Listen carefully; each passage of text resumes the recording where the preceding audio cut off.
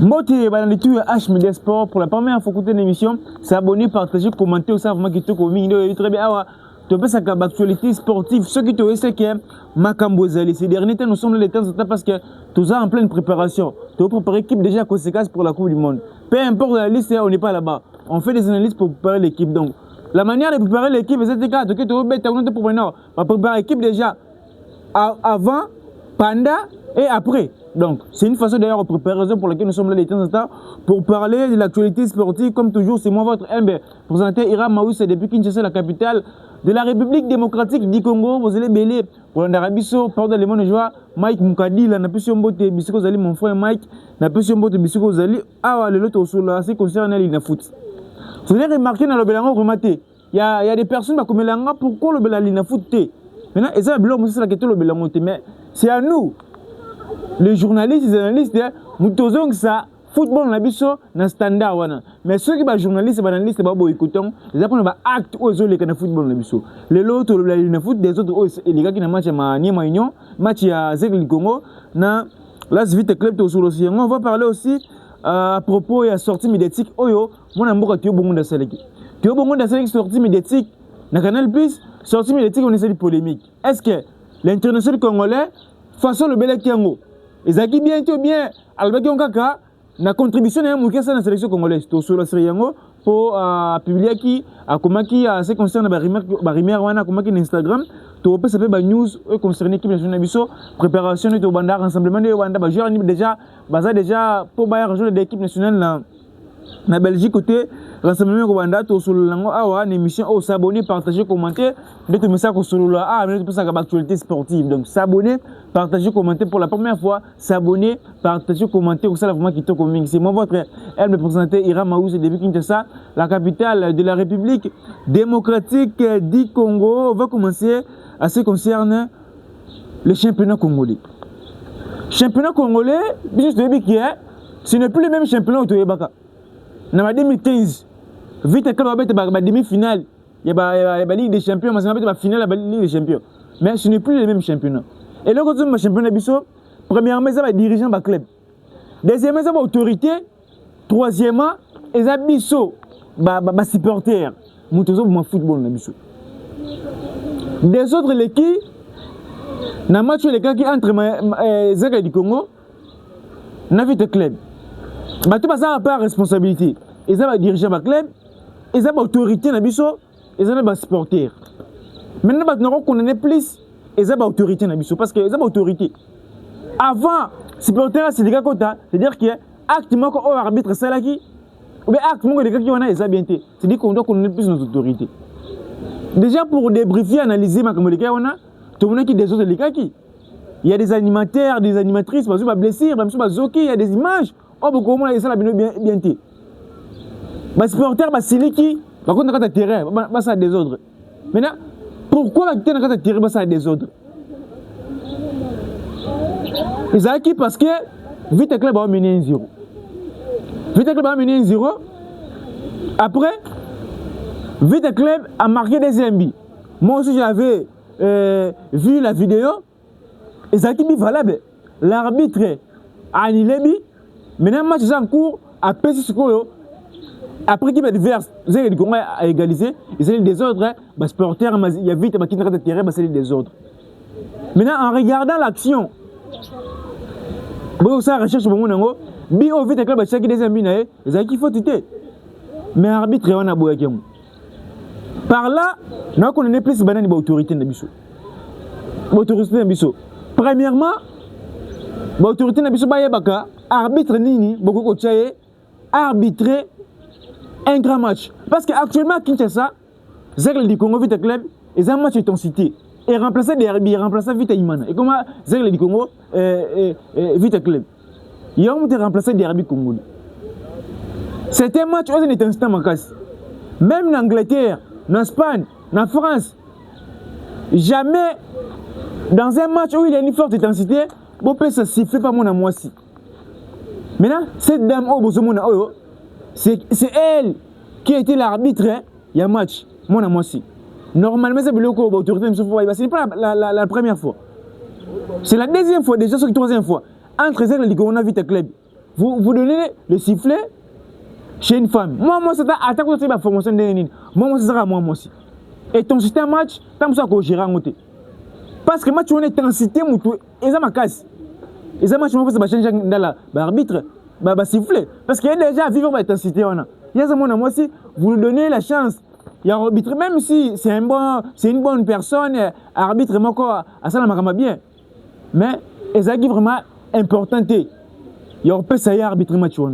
Moi aussi. Parce que bien, tout le monde qui est il y a vite un club. Ma boyango. Peut-être que ton cité, supporter, il y a ça qui combat. Moi, été, Andy Magaga, pour moi, c'est nul. Maintenant, au bout qui bien vite un club, on est qui hors jeté. Il y a un terrible des autres. Nous sommes des autorités. Deuxièmement, je dois aussi condamner nos autorités parce que ceux qui ont le arbitre, pas dirigeant. Il y a un club. C'est-à-dire que l'autorité, il faut le bélabango. Selon nos informations, la RDC arbitre sur arbitre match, elle aura plus de $150. Je ne pense pas que tu commences sur $80. Match, je ne pense pas. Maintenant, le dirigeant, l'équipe, bien club, va proposer $100. Va corrompre, on dit parce que mon terrain est sur soi. Non, on va corrompre à favoriser bango les endings motés. Alors, sa priorité en bango à favoriser qui peut en ni son autorité n'abisso. Et ça va bien il faut boyer bandi à moi. On les a dit deuxième acte pour l'autorité n'abisso. Premièrement, les actes importants, l'Europe ça, moi aussi siffler dans match là. Deuxièmement, arbitre n'abisso, va considérer. Ici en RDC, arbitre moi foot là. Mais en France, il y a des grands des arbitres. Vous voyez, match le rôle à Marseille-Paris. Barcha français, les Texiers. Il était de Liverpool, City, Liverpool, Barcha, Anthony Taylor. Arbitre, vraiment, Gérard d'intensité. Mais bien sûr, mais aussi ici en RDC, il y a des arbitres, on va foutre la cabane, ça n'a coûté. Par match, on peut payer les $100. Ce que l'équipe adverse va proposer des $100. Encore un premier rondiment. Parce qu'à mon avis, na buté match ka on prend $80. Na côté là on a des $100 bana ba sumba. Assurant on paye. Il y a un monde ba des autres non ça. Nous sommes des autorités niso. Et troisième, autorité niso voyez ba qui il faut former arbitre. Il faut j'avais aimé l'idée parce que ils ont approché il y avait un monsieur. Nzamba sunga comme kokisama. Il faut former arbitre. Et les arbitres vont diriger les foot na biso bon mérité. Vous allez remarquer dans le pays Moussoussou, section par exemple des arbitres, 4 arbitres, qui coupe d'Afrique des Nations.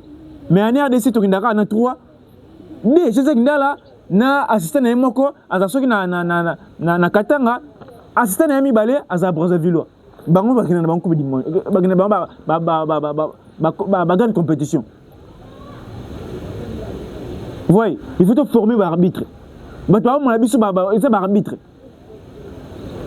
L'arbitre, l'autorité n'a biso. On est allé, on a coloba pour l'autorité. Mais deuxièmement, pour nous supporter un biso, il faut voir que Babylok au bossa la wana isabienti. Parce que batebele ba Bukani, batebele ba Zoki, c'est pas bien. C'est pas bien.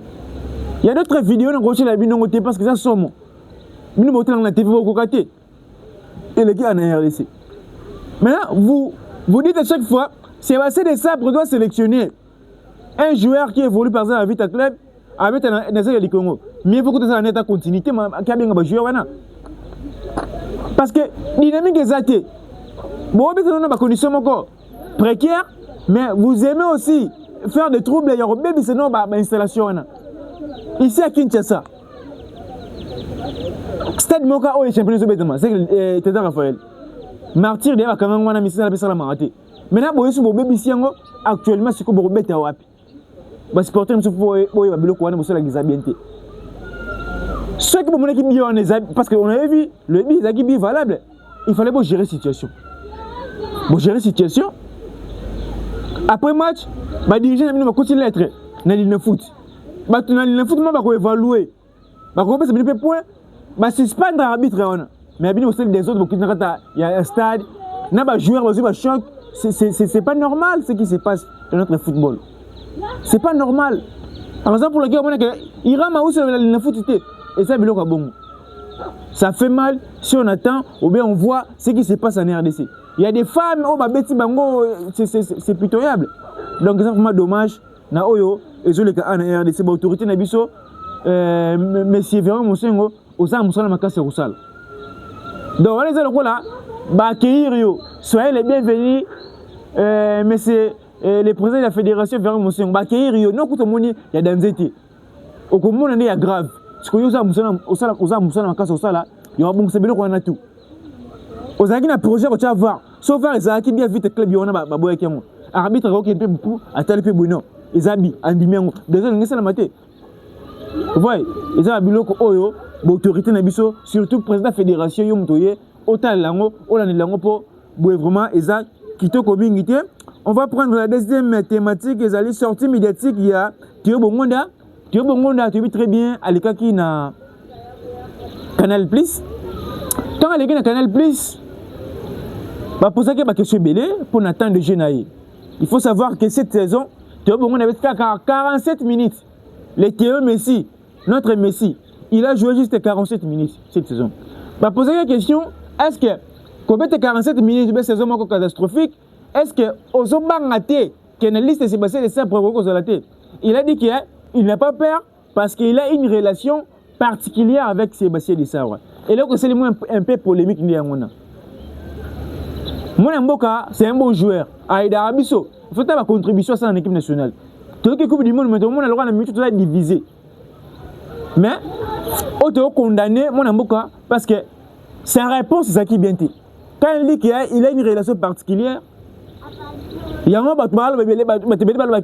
équipe nationale, comme le roi, il y a une équipe nationale de méritocratie. Parce que sa façon de répondre aux équipes bien. Sa façon de répondre aux équipes bien était au bon.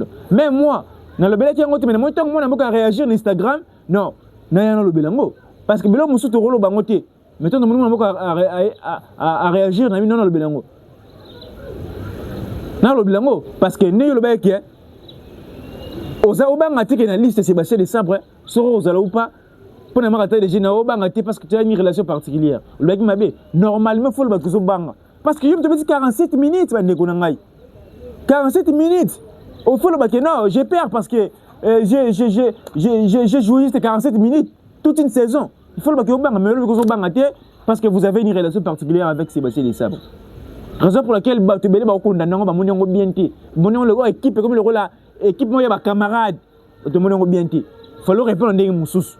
Parce que jouer 47 minutes, impossible de vous sélectionner. On voit des Kamavinga en France, Foden en Angleterre, va sélectionner. Arnold, Arnold va être dans le Real Madrid. Dewana, Carvajal, quand il a remplacé dans la saison, mais va sélectionner. Maguire va sélectionner. Palmer va sélectionner. Mais même tu peux 47 minutes, oser hésiter contre tout le mec, j'ai pas peur. Parce que j'ai une relation particulière avec Sébastien Desabre. Raison pour laquelle, les Congolais, les analystes, les Sali Bango bien té. Donc, on a un bisoté, on a un bisoté. Ils ont réponse au PC qui des équipes bien té. Réponse au PC qui des équipes bien té. Raison pour laquelle, tu belé va condamner. Raison pour laquelle, tu belé va condamner. Et le Kolobaki on des équipes bien té. Instagram, on a beaucoup à réagir. Alors, comme vous aimez les polémiques, j'ai dit que je savais que j'allais être appelé seulement par rapport à ma petite contribution en sélection. Durant cette phase qualification et rien d'autre. Il n'y a pas de favoritisme ici. Tout ce qu'on l'a mérité, au lieu de soutenir les gens qui ont écrit l'histoire de notre pays, vous critiquez. Continuez à critiquer et nous, on continuera à se battre pour le Congo. Chacun son rôle, merci à ceux qui ont toujours vraiment soutenu. Au final, le plus important est le bien du Congo, le reste n'est pas important. Moi, je n'ai réagir parce que mon équipe pressionne dans la sortie médiatique. Non, c'est que mon amboka, tout mon esprit en parce que dans la Coupe du Monde, le roi tout ça au Cabona fort. Bah liste on a le roi Cabona biso ba miso boye ba non, tout ça ba congolais. Sauf on était Portugal le but gagner, to boss ne qui a zangina makaza de jeu. Eza Congo, eza réalité football. To CP là. Pour mon ba joueur belé ou bien polémique ils ba analyste ba supporter, polémique ils makasi. Raison pour laquelle tu aussi ngake biso za ini. Sortir te bongonda ngamuko naza permis ba tolérer ki ngoti. Mais avec dans le belango tu na moni ya à sa sortie médiatique bien comme Instagram et pousser dans Oluba. Vous voyez, Alba qui bien été. Mais tout le monde bien été bon, peu importe ce qu'on doit dire. Toi, il y a une liste de Tigali Yangwana, liste de Wana de Tokenon Coupe du Monde, Tokebe Coupe du Monde. Et là, il faut que ça me tourne Yangwana. Les bons mondes qui besoin de Bawana, et ça va bien Tokenon Coupe du Monde. Tant père de ce rebeta, tu as que Portugal a Bisso. Même si tu as tu as gagné. Dans la télévision, tu as gagné. Donc, tout l'esprit critique, actuellement, tout le monde a un message, il y a propulsé Bango, qui est musique. Il y a propulsé Bango qui est musique. Et ça, bon, les Français disent, les faits qui est tiré, il faut les boire. 20 d'ailleurs, il faut les photos, mais la carte, c'est déjà. Liste d'ailleurs, elle a publié. On est besoin que les coachs doivent modifier la liste des premiers. Impossible. Bah, joueurs ce sont les joueurs qui sont au Coupe du Monde. Tu peux t'avoir au Portugal, tu peux t'avoir au Colombie, tu peux t'avoir au Ouzbékistan. Et ça, bon, tu peux retenir en bref. Tu peux retenir en bref, tout ça ini, tout ça bon moko. Et liste est coca pour la bisoté. Parce que tout le monde a fait. Tu connais le Portugal. Non, bah, je suis conscient qu'il y a. Bah, je suis conscient. La ministre qui est. Ah, bah, section à ma tête, je joue à bon monde.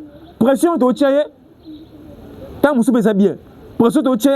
Ah, n'a pas de mais va sélectionner un. Ce matin sur le terrain, je dois prouver pour montrer aux Congolais qu'il y a niveau de mais j'ai pu faire de belles choses. Bah, reprouver. Bah, joueur, on est en train de reprouver. Par exemple, la Kébiso plutôt le Bapo, bah, ça m'a raté de jeu, bah, sélectionner. C'est à vous maintenant de prouver pour convaincre Abisso. Tu as le un défi. Vous avez sélectionné, vous avez un raté de jeu. C'est-à-dire qu'il faut prouver pour convaincre Abisso. Donc, actuellement, on regarde les Congolais, tout le monde a un message, il y a bonne chance de l'équipe nationale. Tout le monde a un message, il y a bonne chance de l'équipe nationale. Peut-être on peut aller aussi faire des belles choses. Tout peut arriver. Donc, ça, bongo, pour la sortie médiatique, il y a Théo Bongonda, Théo Messi, Vandanayo. Madame tout calme, aux Amaratas déjà, liste est déjà publiée. Madame tout calme, Beta Coupe du Monde. Beta Coupe du Monde, tu as dit que Beta Coupe du Monde, Madame Bezali. Au fait, le match est le tout peut arriver. Donc, prouver, convaincre Abisso. Parce que Abisso, on mérité, tu as Amaratas déjà. Convaincre Abisso. Moi, je suis Théo Bongonda. Donc, autre rôle, en bref, on a pour moi, je suis Théo Bongonda. Madame tout ça qui toque au mingi, quelques news pour le léopard Abisso. Tu as vu très bien. Le pan Abisso, il faut babanda stage, rassemblement babanda dimanche. Et babanda dimanche, na Belgique, et ça sont na Kinshasa. Tu as match à Liboso contre Danemark, nous voyons très bien. Match à Mbalé contre Chili. Dans le match, tu as un entraîneur Sébastien Desabre a modifié. Babylone Moussoussou, pendant la compétition, à cause de la montée.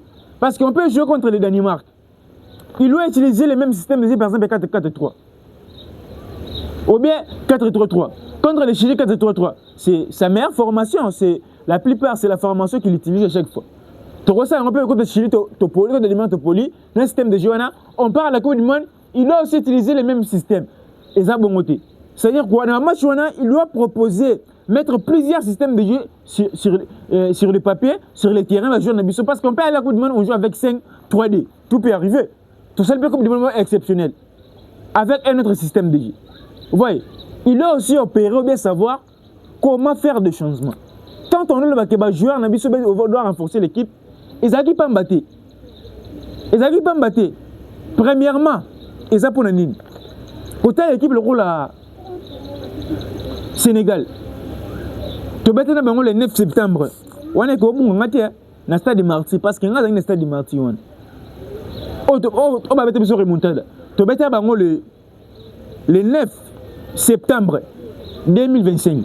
Maintenant, allez-y regarder l'effectif de l'équipe du Sénégal. L'équipe Nabiso. Il y a des joueurs au Bazaki dans le stade de Marty. Bazakiti. Bazati Namicho. Basabali. Badiayo. Bazasouté. Babeng Bambay. Badiayo.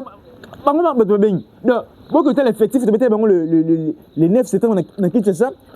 Beaucoup de l'effectif, parce que monsieur qui peut changer. Dans 11 de départ, il y avait d'autres joueurs qui ont quitté. Ou bien, il y avait d'autres joueurs qui ont quitté. Bisso, tu as dit, bon, quand les joueurs ont quitté, alors, mais si penga, nous avons quitté.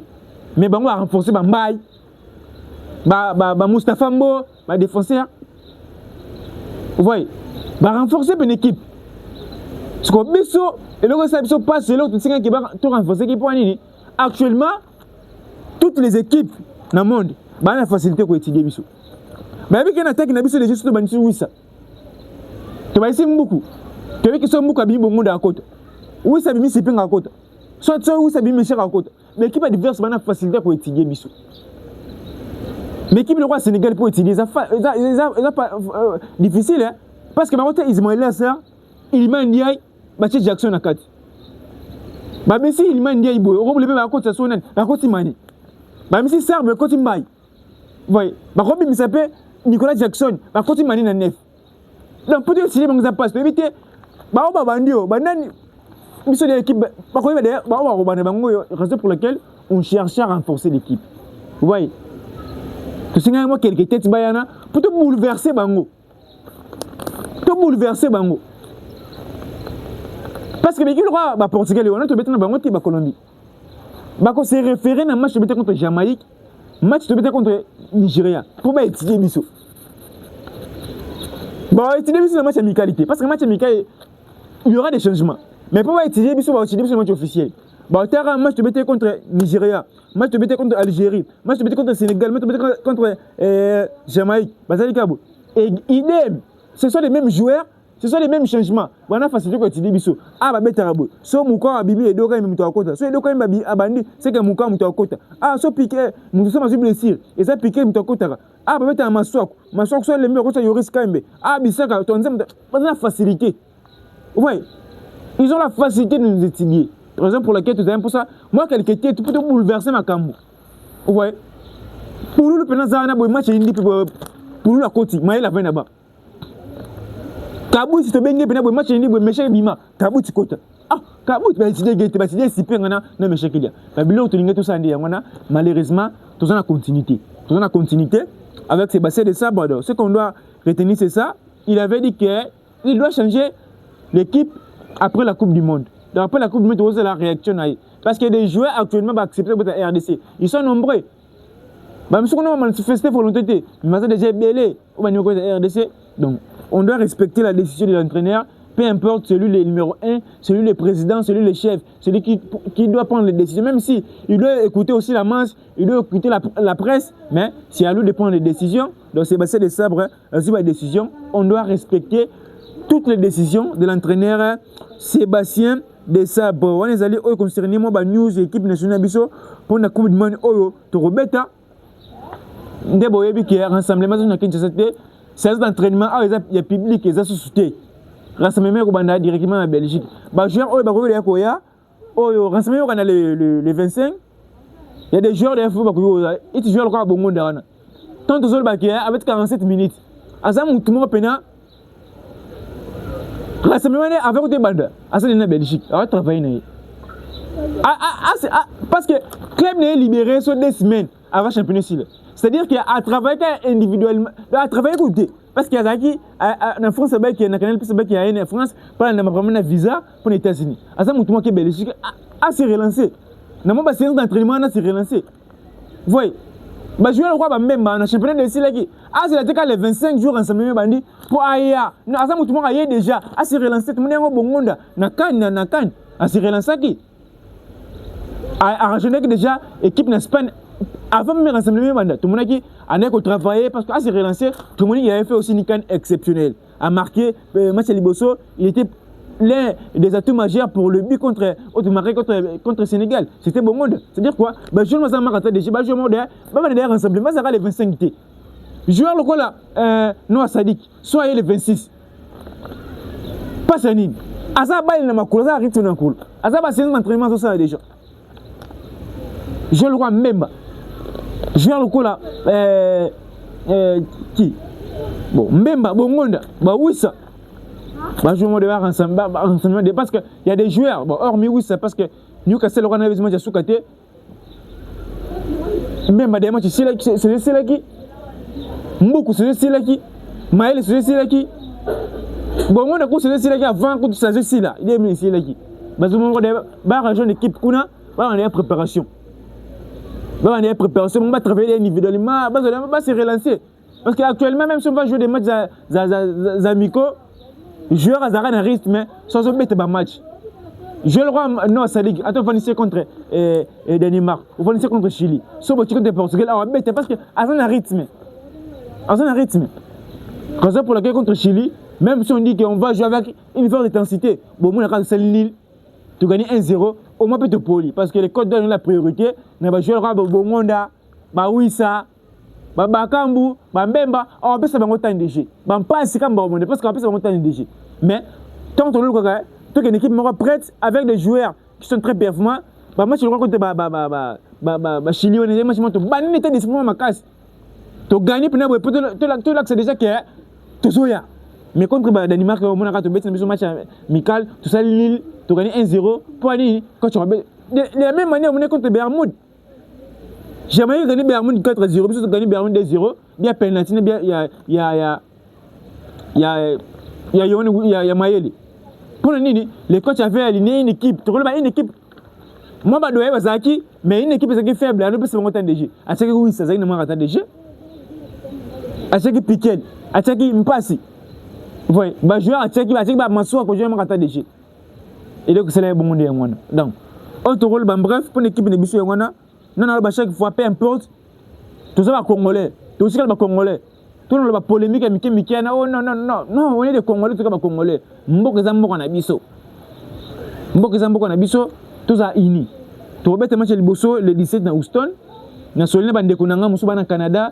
Je vois Mike na pesio mbote bisiko zali, je vois les boss le muntu na pesio mbote bisiko zali. Papa François Katamba, ba mbote belepe bisika ozali. Na wiki batu bali bana mboka bakomelanga to solana bango communauté congolaise na États-Unis na Canada partout na Mexique. Na wiki to soutenir ba léopard na RDC. To kota l'équipe nationale parce que le monde ba analyse belé batu belé ba to boycotter ba match. Non, on peut pas boycotter. C'est passé de ça même s'il fait des erreurs. C'est à la passager. Alors les cas, mais comment est-ce qu'elle est bisukaka? Vous voyez, comment est-ce qu'elle est bisukaka? Bisou analyste, bisou journaliste, tu as facilité. Il y a même ces images il y a équipe nationale, tu as facilité à rejoindre ces images équipe nationale. Vous voyez? Bisou tu as facilité à mobiliser tout ça ini, tu as facilité à ça va comment ça mobiliser. Parce que bisou tu as congolais, ba congolais solo. Même si le monde qui lit c'est bien tu as ça va congolais tout ça ini, tout ça mobondo. Vous voyez? Tout ça mobondo.